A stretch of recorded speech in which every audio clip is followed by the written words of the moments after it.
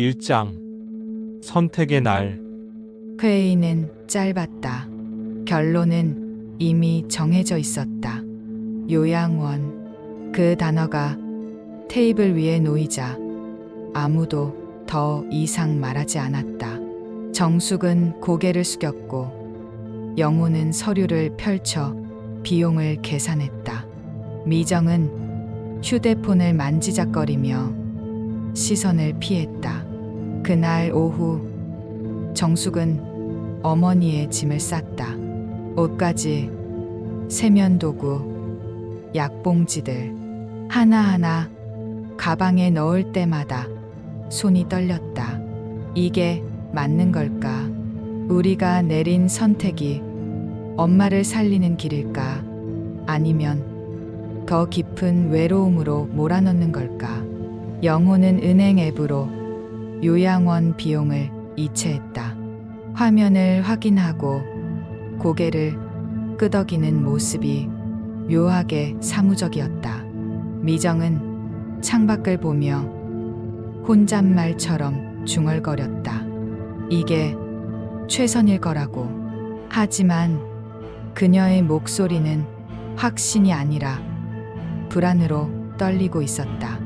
어머니는 침대에 앉아 아무 말 없이 세 자식의 얼굴을 번갈아 바라보셨다. 그 시선 속에는 원망도 질책도 없었다. 그저 슬픔만이 가득했다. 정숙은 그 눈빛을 차마 마주할 수 없어 고개를 돌렸다. 2장 요양원의 첫날. 요양원 복도는 소독약 냄새로 가득했다. 복도 양쪽으로 병실, 문이 줄지어 있었고 어디선가 신음 소리와 텔레비전 소리가 뒤섞여 들렸다. 정숙은 휠체어를 밀며 한 걸음 한 걸음 나아갔다. 어머니의 뒷모습이 작아 보였다. 배정받은 방은 4인실이었다. 침대 4개가 빼곡히 놓여 있고 창문은 좁았다. 정숙은 어머니를 침대에 앉히고 손을 꽉 잡았다. 금방 올게요. 자주 올게요. 그 말을 반복했지만 정작 자신도 믿지 못하는 약속이었다. 영호는 시계를 보며 발을 동동 굴렀다. 회사에서 전화가 왔다. 긴급 회의라고 했다. 미정은 휴대폰으로 KTX 시간표를 확인했다. 마지막 기차를 놓치면 안 된다고, 아이들이 기다린다고 말했다. 결국 둘은 먼저 나갔다. 정숙 혼자 남았다. 어머니의 손을 놓는 순간 문이 천천히 닫혔다. 정숙은 복도를 걸어 나왔지만 발이 떨어지지 않았다. 요양원 입구 앞 그녀는 주저앉아 울었다.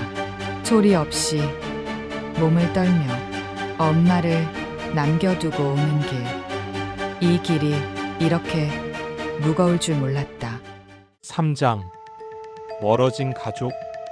그 후 가족 단톡방은 더 이상 울리지 않았다. 영호는 바쁘다는 말만 되풀이했고 미정은 거리가 멀다는 이유를 댔다. 정숙도 점점 요양원을 찾는 횟수를 줄여갔다. 집에선 남편이 차갑게 식은 눈빛으로 그녀를 바라봤고 아이들은 엄마에게 말을 걸지 않았다.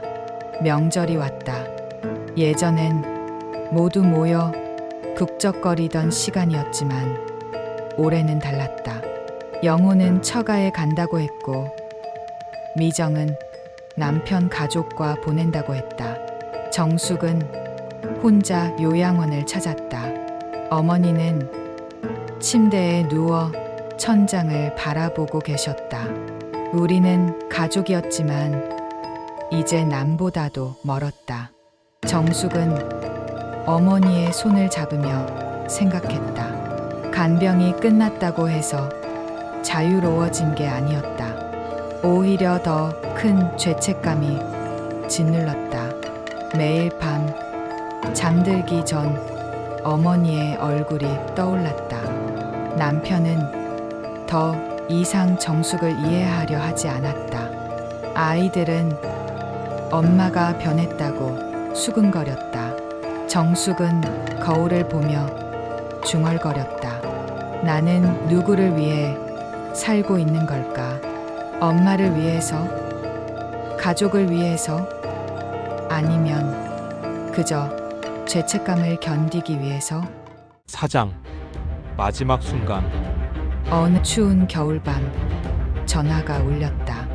요양원에서였다. 어머니의 상태가 급격히 나빠졌다는 소식. 정숙은 옷도 제대로 챙기지 못하고 뛰쳐나갔다. 차 안에서 손이 떨려 핸들을 제대로 잡을 수 없었다. 병실에 도착했을 때 어머니는 이미 의식이 희미했다. 산소 마스크를 쓰고 가쁜 숨을 몰아쉬고 계셨다. 정숙은 어머니의 손을 잡았다. 차가웠다. 너무나 차가웠다. 1시간 후 영호가 도착했다. 넥타이가 비뚤어진 채였다. 미정은 2시간 뒤에 왔다. 기차를 타고 달려온 그녀의 얼굴은 창백했다. 제 남매가 침대를 둘러쌌지만 어머니는 눈을 뜨지 못했다. 새벽 4시 어머니는 마지막 숨을 거두셨다. 마지막 말도 마지막 눈빛도 남기지 못한 채 정숙은 울부짖었다. 엄마, 지켜드리지 못해 죄송해요. 우리가 당신을 떠밀었던 거예요. 영호는 고개를 돌려 눈물을 훔쳤고 미정은 입을 가리고 흐느꼈다. 하지만 누구도 서로를 안아주지 못했다. 그저 각자의 자리에서 각자의 슬픔을 삼킬 뿐이었다. 에필로그. 후회와 파국.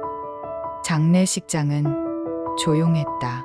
조문객들이 몇 명 다녀갔지만 대부분은 형식적인 인사만 남기고 떠났다. 빈소에는 어머니의 영정사진만이 고요히 걸려 있었다. 영호는 아침 일찍 절을 올리고 떠났다. 회사 일정이 있다고 했다. 미정은 아이들 때문에 더 있을 수 없다며 오후 기차를 탔다. 정숙 혼자 남았다. 텅 빈 빈소, 타닥거리는 향 냄새, 그리고 어머니의 사진. 정숙은 관 앞에 앉아 중얼거렸다. 가족이라는 이름은 결국 우리를 지켜주지 못했다. 우리는 가족이었지만 결국 남보다도 못했다. 엄마, 죄송해요. 당신의 마지막조차 우리를 갈라놓았어요. 밤이 깊어갔다. 정숙은 어머니의 영정을 바라보며 생각했다. 간병은 어머니만을 앗아간 게 아니었다. 우리 가족 전체를 앗아갔다. 천천히, 그러나 확실하게. 창밖으로 차가운 바람이 불어왔다. 정숙은 눈을 감았다. 이제 모든 것이 끝났다. 하지만 후회는 끝나지 않을 것이다. 평생 이 무게를 안고 살아가야 할 것이다. 가족이라는 이름은 때로 가장 무거운 짐이 된다. 그 짐은 결국 누군가의 몫이 된다. 누군가의 간병은 끝나도 남은 자들의 죄책감은 끝나지 않는다. 끝까지 시청해 주셔서 감사합니다.